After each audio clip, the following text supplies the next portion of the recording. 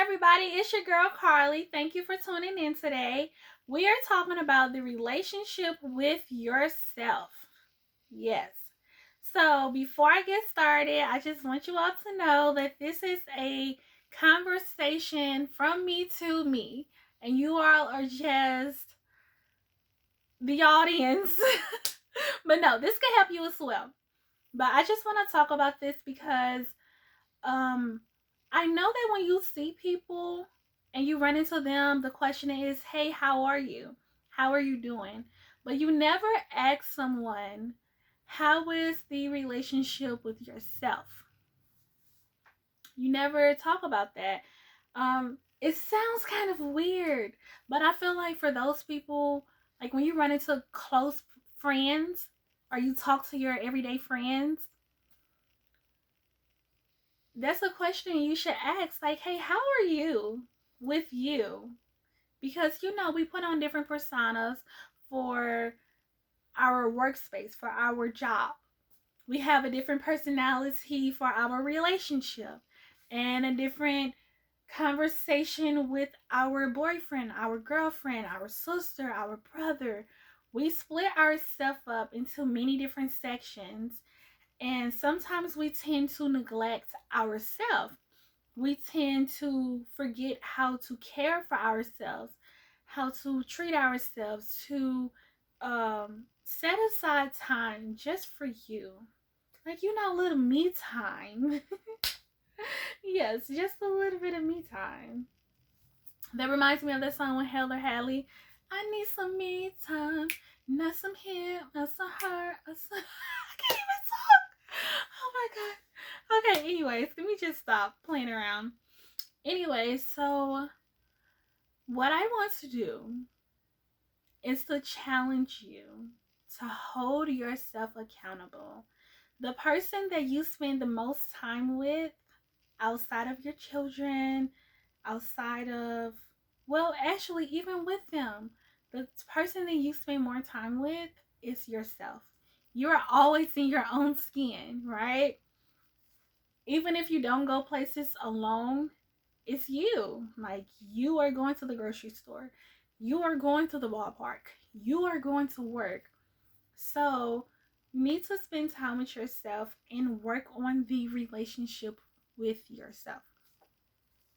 Um, One of the things I want to talk about is the negative self talk. So, I know when I used to go to the gym, I don't do this anymore. I'm sorry, y'all.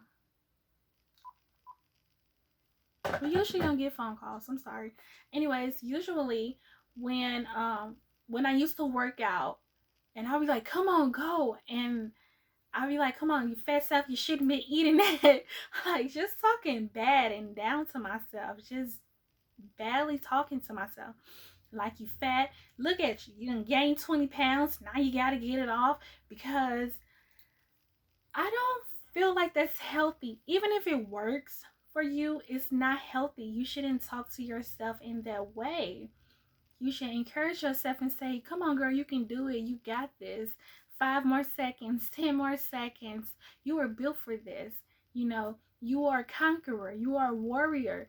You should tell yourself those kind of things. Not you're fat, you're ugly, no one wants you. And this is another thing. Even if you don't verbally say it, you may mentally think it. So just because you don't say it, don't be like, oh, that's not me. She not talking about me. But do you think it? Do you believe you're not worthy? Do you believe that no one's ever going to want you? Do you believe that you're not enough? I'm talking about the thoughts too. So these are the mental thoughts, and these are the verbal thoughts as well, that we need to stop the negative self-talk, right? So a way to combat that is with positive affirmations. So, and positive reinforcement. So every time you do something good, you may want to give yourself a small celebration. If you were on the treadmill and you went 5 minutes over what you were supposed to do, then celebrate yourself and tell yourself, like, you go, girl, you are an overachiever, right? Of course, who doesn't want to hear compliments, and especially compliments from yourself? So you want to stop the negative self-talk to improve the relationship with yourself. Another thing you want to do is, and again, I am talking to myself, you want to be proactive, right? So the opposite of being proactive is procrastination or reactive. Um, which I struggle a lot with procrastination. But you want to be proactive. Like if you have an assignment that's due Friday and today is Monday, finish it today. So when Friday come around, you're like, oh, I finished that. You know it's coming. Just get it done. And you will find that you will get more things done faster. Your days will be more productive. And you know what? I think one of the reasons why we procrastinate is so that we can have a social life. Like we'll go out, have fun, go to the club, drinking. We turn up every day on weekend. And I say we as a whole. But what are we celebrating?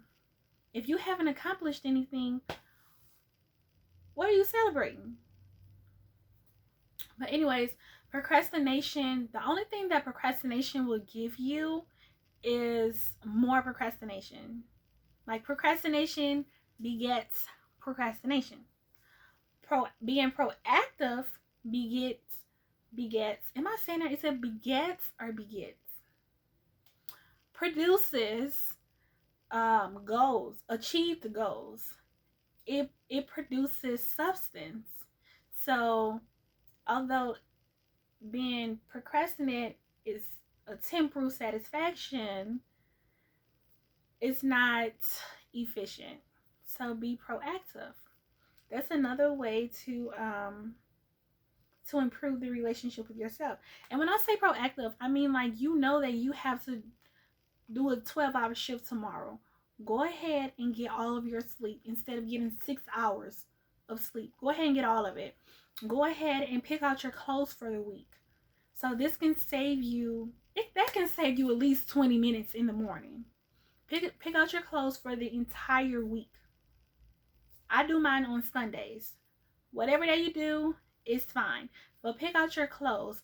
Or you know you're about to do a 12-hour shift, go ahead and take a nice, soothing bath. Instead of going to your friend's house and hanging out there. Right? We have to make better choices, and we have to get to a place where we hold ourselves accountable. And I believe that once we hold ourselves accountable, then you will have a better relationship with yourself.